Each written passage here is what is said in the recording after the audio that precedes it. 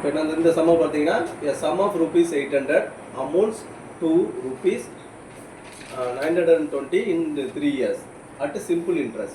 If the interest rate is increased by 3%, it would amount to how much? அதாவது 800 ரூபாயை simple இன்ட்ரெஸ்ட்டுக்கு விடுறான். 3 வருஷத்தில் அது 920 ரூபாயா மாறிடும். ஓகேவா? அப்போனா நீங்கள் அதுலேயே நீங்கள் சிம்பிள் இன்ட்ரெஸ்ட் எவ்வளோன்னு கண்டுபிடிக்கணும். கண்டுபிடிச்சிட்டு அதில் உங்களுக்கு 3% அதிகப்படுத்தி இப்போ சிம்பிள் இன்ட்ரெஸ்ட் கொடுக்குறான். பிரின்சிபல்ங்கிறது 800 ரூபா தான். நீங்கள் கண்டுபிடிக்கிற சிம்பிள் இன்ட்ரெஸ்ட்டில் ப்ளஸ் 3 கூட்டிக்கிட்டு திரும்பி இன்னொரு தடவை சிம்பிள் இன்ட்ரெஸ்ட் கண்டுபிடிக்கணும். ஓகேவா? இப்போ நம்ம ஃபஸ்ட்டு ஃபார்முலா வச்சு போடுவோம், ஃபார்முலா இல்லாமலும் போடுவோம். ஓகேவா? ஃபஸ்ட்டு நம்ம ஃபார்முலா பிரகாரமே போடுவோம்.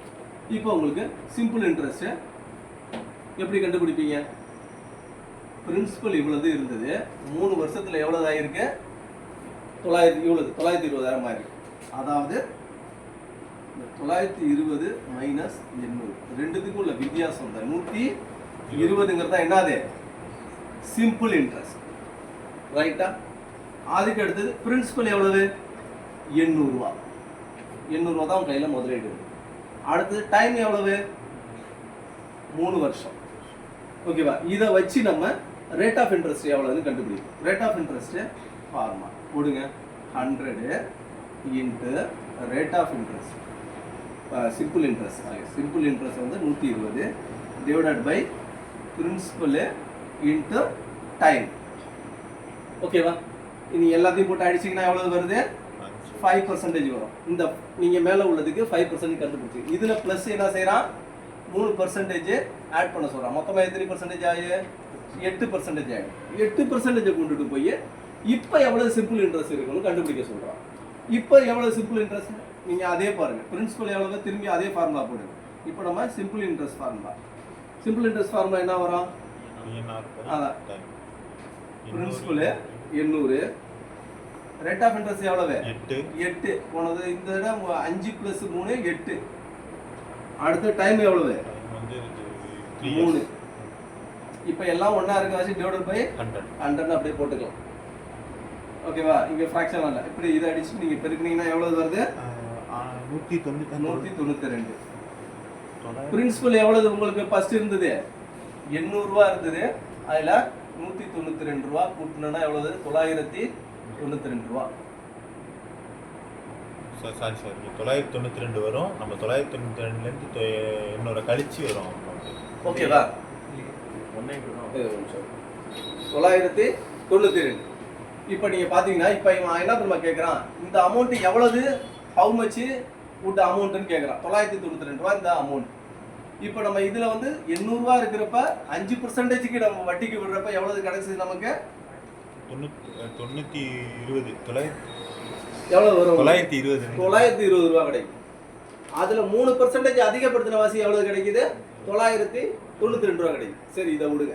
இந்த ஃபார்முலா எல்லாமே நம்ம போடுவோம் இந்த சம். ஓகேவா? அப்படி வச்சுங்க. இதில் போடுவோம். ஃபர்ஸ்ட் பாருங்க, 800 ரூபா ஒருத்தவன் அசல் வச்சிருக்கான். அதை ஏதோ ஒரு ரேட் ஆஃப் இன்ட்ரெஸ்ட் வட்டி விடுற வாசி அவனுக்கு எவ்வளவு கிடைக்குன்னா 920 ரூபா கிடைக்கும். இது ரெண்டுத்துக்கும் உள்ள வித்தியாசம் தான் அவனுக்கு கிடைக்கின்ற வட்டி. தனி வட்டி. தனி வட்டிங்கிற வாசி நம்ம எப்படி கண்டுபிடிக்கலாம்? கூட்டு வட்டினா அப்படி கண்டுபிடிக்க முடியாது. தனி வட்டி. இதுக்கு தனி வட்டி எவ்வளவு? 120. இந்த 120 எத்தனை வருஷத்துக்கு வட்டி விட்ட வாசி கிடைச்சது? 3 வருஷத்துக்கு. அப்படா இதை 3ஆல டிவைட் பண்ணோம்னா ஒரு வருஷத்துக்கு எவ்வளவு? 40 ரூபா. இந்த 800ல இந்த 40 ரூபா எத்தனை பர்சன்டேஜ்னு பார்த்தோம்னா ரேட் ஆஃப் இன்ட்ரெஸ்ட் வந்துடும் 8%. ஒரு ஸ்தானம் தள்ளி பிடிச்சா 10%. 10%ங்கிறது 80. அப்படா 40ங்கிறது 5%. அதாவது 800ங்கிறது 100%னா 40ங்கிறது எத்தனை பர்சன்டேஜ்? அதாவது 40 × 100 டிவைடட் பை 800 போட்டிங்கன்னா 5% வரும். இதை கூட இப்போ திரும்பி நீங்கள் 3% கூட்டினா 8%.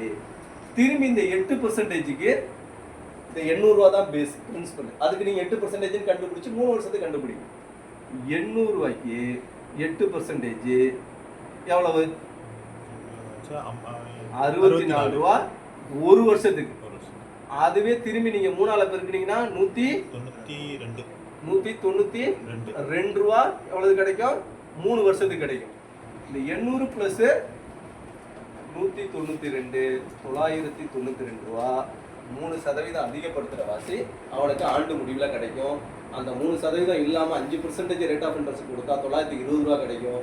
அதோட 3% அதிகப்படுத்துகிற போது 992 ரூபா கிடைக்கும். இது நம்ம சாதாரணமாக போட்டு போயிடலாம். ஆனால் நீங்கள் போடுறப்ப இந்த ஃபார்முலா வச்சே போடுங்க. சில காம்ப்ளிகேட்டடான சம்மு போடுறப்ப இது ரொம்ப யூஸ்ஃபுல்லாக இருக்குது. நம்ம இதில் போட்டுட்டு போயிடலாம். ரொம்ப கஷ்டமான சம் கொடுக்குறப்ப இதில் உங்களால் போட முடிய மாட்டாங்க. ஓகேவா? அதனால தான் நம்ம இப்போ ஃபார்முலா பேசிஸாக போடுவோம்.